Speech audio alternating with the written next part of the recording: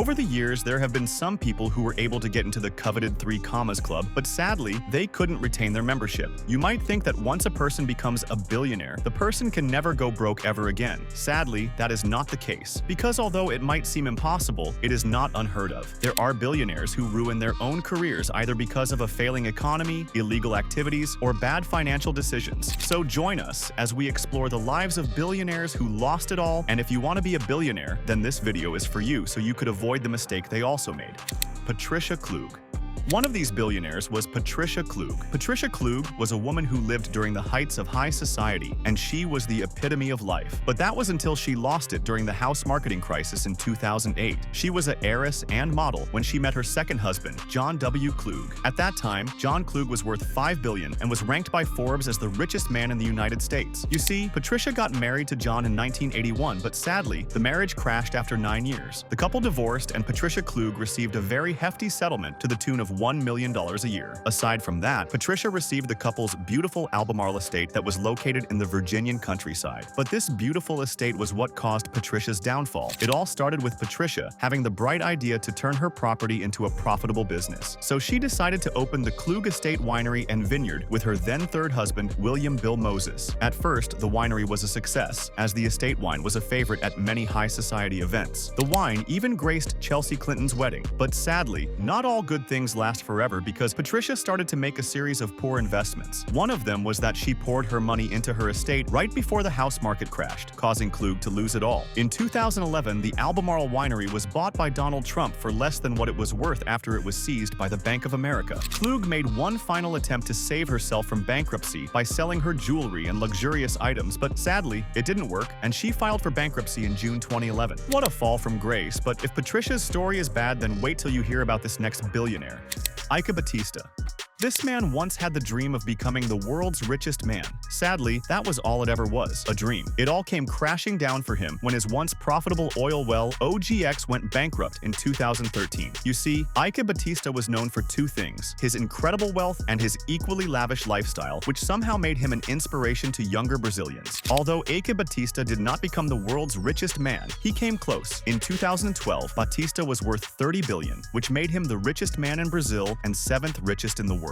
So how does one go from being $30 billion rich to being broke? Well, the first thing is to stop meeting demands and make sure the economy is failing. Batista Oil Company failed to meet demands, and Brazil's economy was falling into decline. This led to Batista being forced to file for bankruptcy in 2013. But his problems did not end there. In 2017, there was an investigation about Brazil's top companies and why they had declined so quickly. An investigation into Batista's company showed that there was a lot of corruption and money laundering. Batista was sentenced to 30 years imprisonment for bribing the governor of Rio de Janeiro. So not only did Batista become broke, he became a criminal. This next billionaire might not have been the 7th richest in the world, but he makes Batista's crimes look like child's play.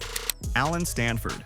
Alan Stanford was the leader of the second biggest investor fraud case in the history of the United States. He successfully conned 18,000 customers out of their money, most of whom are still yet to receive compensation for their losses. Holding the position of the second largest scam in history, Alan was able to make $7 billion off his victims. But his descent into crime started when the Texas fitness club he owned went bankrupt. Then he decided to turn to offshore banking and begin his scheme. Most of his victims were retirees who were promised safe investments. But in February 2009, when the Security Exchange Commission raided Stanford Financial Group Houston headquarters, they discovered that Alan had been conning retirees to sponsor his lavish lifestyle. Alan and his associates were charged with running a massive and ongoing fraud. He was convicted on 13 felony counts and was sentenced to 110 years of imprisonment at a high-security prison in Florida. As of now, Alan is worth $0. But this next billionaire might not have scammed people to gain his wealth, but he is also no friend of the law. Vijay Mallya. This Indian billionaire was known for his excessive partying and his extravagant lifestyle. He was a well-known liquor tycoon who owned the now-defunct Indian airline company Kingfisher Airlines. His problem started in 2012 when it was revealed that Mallya had racked up so many debts in many banks to try to keep his airline business afloat. But when he defaulted in payment, the banks came knocking, but Mallya fled. According to Business Standard, Mallya was accused of bank fraud and money laundering charges amounting to a total of $90 billion, approximately $1.3 $1.3 billion. Malia's net worth took a plunge after a bankruptcy petition was used to recover $1.145 billion in owed funds. But Malia used his diplomatic passport that he attained from being a member of parliament in India and fled for the United Kingdom. Until now, Malia has yet to return to India, though the government and banks are still trying to extradite him to pursue legal action. Unlike Malia, this next billionaire did not just flee from the government, he fled from life itself. Adolf Merkel. Adolf Merkel grew his family's tiny business in Germany to a colossal empire with more than 100 companies and more than 100,000 employees. His net worth grew to a staggering $9 billion, making him the fifth richest man in Germany. But sadly, his business fell during hard times. His investment companies fell into debt amounting to billions of euros, with Merkel himself personally losing hundreds of millions of euros as a result of the Volkswagen shares. However, Merkel's financial troubles were not just the result of bad investments, because in 2008, there was a global recession that forced Merkel to consider bankruptcy. In 2009, Merkel took his own life by jumping into a moving train. By that time, his investment company, VEM, owed banks billions of euros. Well, unlike most billionaires on this list, this next billionaire voluntarily decided to do away with his wealth. Chuck Feeney. Chuck Feeney founded Duty Free Shoppers, which was an airport retailer and also a private equity firm, General Atlantic, which accumulated a net worth of about $8 billion. But he did something very shocking. He decided to give away his money to various international and local charities and continued to carry out philanthropic deeds for over 40 years. And in 2020, Feeney finally closed down his philanthropic company but had just enough left for him and his wife for retirement. Feeney decided to give his wealth away, while this next billionaire lost his to poor financial decisions. Bill Hwang. Bill Hwang joined the list of billionaires who lost their wealth to poor choices in March 2021 when his over-leveraged market bets decided to come crashing down. It was revealed that Hwang private investment firm Archegos Capital Management used loan prices to bet on the stock prices of several media companies like Discovery Inc. and Viacom CBS. As a result of these, the perceived value of Hwang Company was inflated before it declined in 2021. And when the brokers requested for their money, Hwang and Archegos defaulted, causing him to liquidate many of its positions, which made stock prices decline. It was difficult to ascertain the extent of Hwang's losses, but it was pegged as one of the single greatest losses of personal wealth in history. This was because before the liquidation of assets, Hwang's personal wealth was around $10 billion. Talk about a huge fall from grace. Björgulfur Gudmundsson.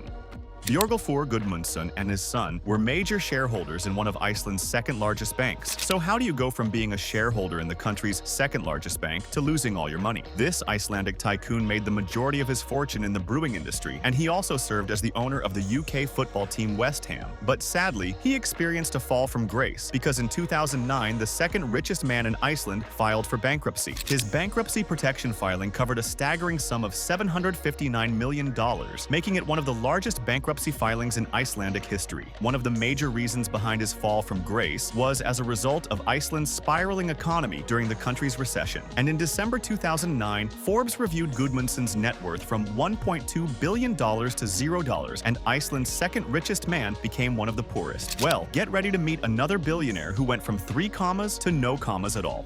René Benko. The Austrian real estate tycoon lost his exclusive membership to the Billionaires Club in 2024 after his real estate firm Signa Holdings filed for bankruptcy in the midst of a pile of debts. The two key subsidiaries were Signa Prime Selection and Signa Development. These two subsidiaries were both owned stakes in the Chrysler Building in New York and the Park Hyatt Vienna. Both had to file for insolvency because of the amount of debt that the company owed. Based on the asset value of Signa Holdings, Signa Prime Selection, and Signa Development, Benko's net worth was lowered to $0, and just last month, Benko himself had to file for bankruptcy. Aubrey McClendon. Aubrey McClendon is usually called one of America's reckless billionaires. He used to be one of the United States' biggest landowners, with over 100,000 acres to his name. He had invested in several food companies, especially in Oklahoma, including Deep Fork Grill and Irma's Burger Shack. But McClendon also ran a $200 million hedge fund and also a personal wine collection with over 100,000 bottles. Aubrey McClendon never seemed to run out of what to do with money because there was even a time he was linked to supermodel Kate Upton. Eventually, life caught up with McClendon because after his indictment with a federal grand jury charging him with violating antitrust laws from 2012 down to 2007. But it almost seemed like the Chesapeake CEO could not live with himself because he was found dead in a car crash, which was eventually deemed to be an accident. Although this next billionaire did not die, his end was not equally better. Alberto Villar. Alberto Villar was a former USA-based investment banker who once owned a company called Amerindo Investments Advisors that racked up billions of dollars. But in the year 2000, a violent sell-off hit Alberto and his company, Amerindo. Villar was arrested on charges of security fraud in 2005, which earned him a 10-year sentence. He was also convicted of money laundering, wire fraud, and stock fraud, which earned him a higher sentence once the judges realized he prevented the victims from being repaid. Twofold, Villar's victims died while waiting to be repaid. And although Alberto Villar might be a free man today, he is also a very broke man. Meet the fastest destroyer of wealth in the last 100 years. Anil Ambani.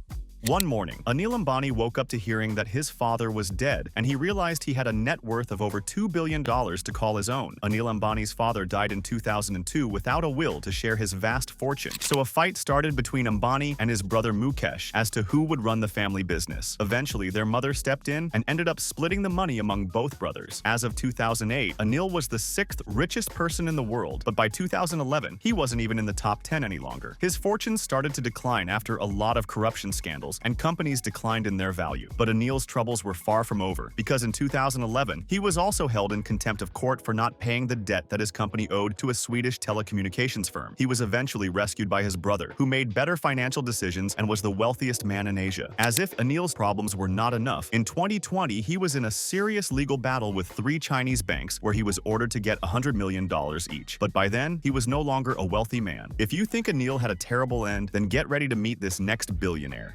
Jesse Livermore.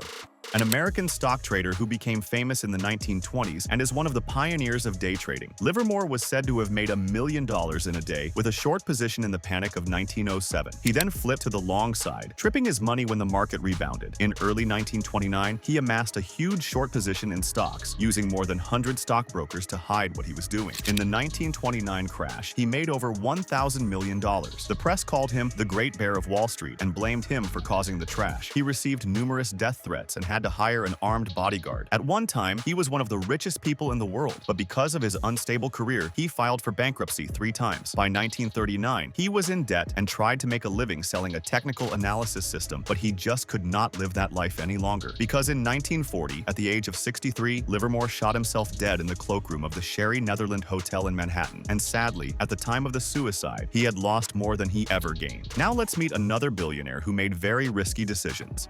Elizabeth Holmes.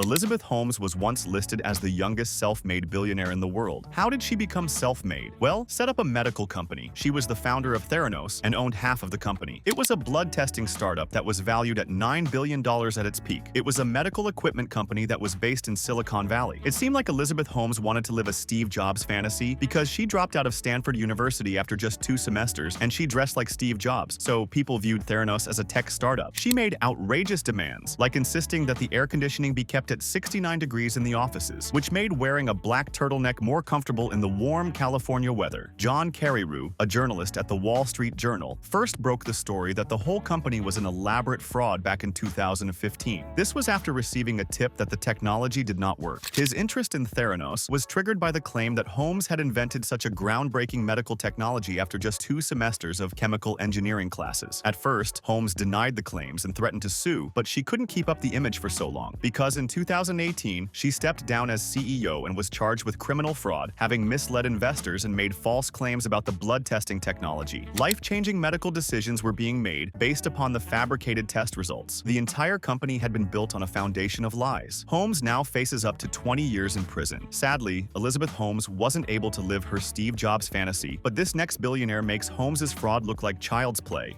Bernie Madoff.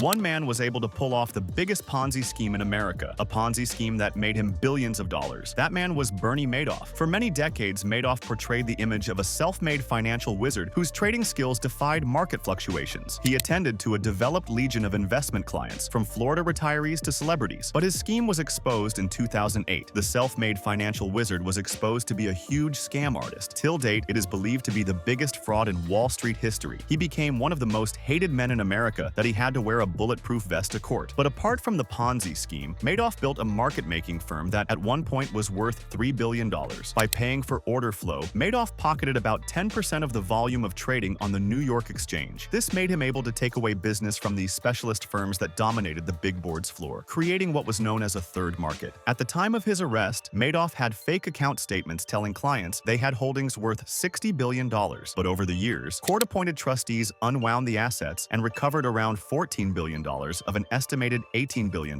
that investors had originally put into Madoff's scheme. Madoff pleaded guilty in March 2009 to securities fraud and other charges, saying he was deeply sorry and ashamed. But unlike Madoff, let's meet another billionaire who started off honestly but sadly had the same end as Madoff.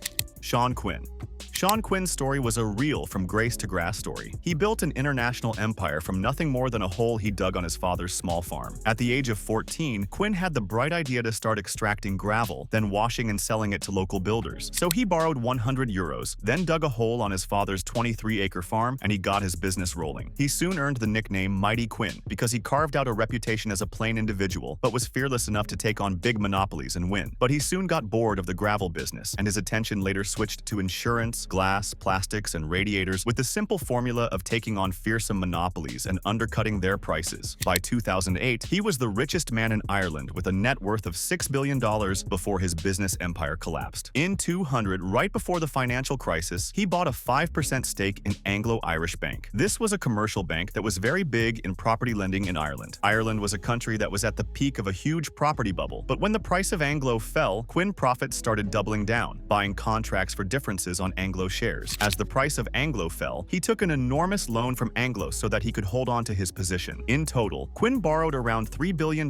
from Anglo just to pay the losses on their shares, but that was not enough. This was because, in the end, Quinn had to sign over the ownership of his profitable businesses to pay the loans off, and most of his other businesses were hit by the property bubble. Anglo-Irish Bank was eventually bailed out by the Irish government, and Quinn's shareholdings became worthless. In 2011, when Anglo was being wound up, the administrators tried to collect the money he had borrowed to buy shares, and Quinn was forced to declare bankruptcy. In 2012, Quinn was jailed for 3 months for contempt of court, accused of asset stripping just before losing control of his companies. Today, he lives with his wife and family in a county caravan just down the road from his birthplace. Unlike most billionaires on this list who lost their money due to bad financial decisions, this next billionaire simply lost her money just by spending it. Jocelyn Wildenstein. Jocelyn Wildenstein became a billionaire after receiving a $2.5 billion divorce settlement in 1999 from her art dealer ex-husband. Wildenstein was constantly featured in tabloids for her legendary spending habits and her expensive cosmetic surgeries that landed her with the nickname Catwoman. She is one of the billionaires who lost their entire fortune by simply spending it. There were several stories about her wild spending habits. In one story, she wrote a bad check for some very expensive jewelry, which she then managed to lose before the jeweler got around to demanding it back. She told reporters her net worth dropped after several pieces of art in her trust were found to be forged or worth less than expected. As if her problems weren't enough, she also faced several lawsuits and foreclosures. And finally, in 2018, Wildenstein filed for bankruptcy, claiming that she had no money left. Even though some of these billionaires were able to bounce back from their losses, some were not as lucky. This just goes to show that no matter how rich a person could get, it could all disappear in the twinkle of an eye as a result of poor financial decisions. Let us know your thoughts in the comments section. And before you leave, don't forget to like this video and subscribe to Wealth Corner so you don't miss the next ones.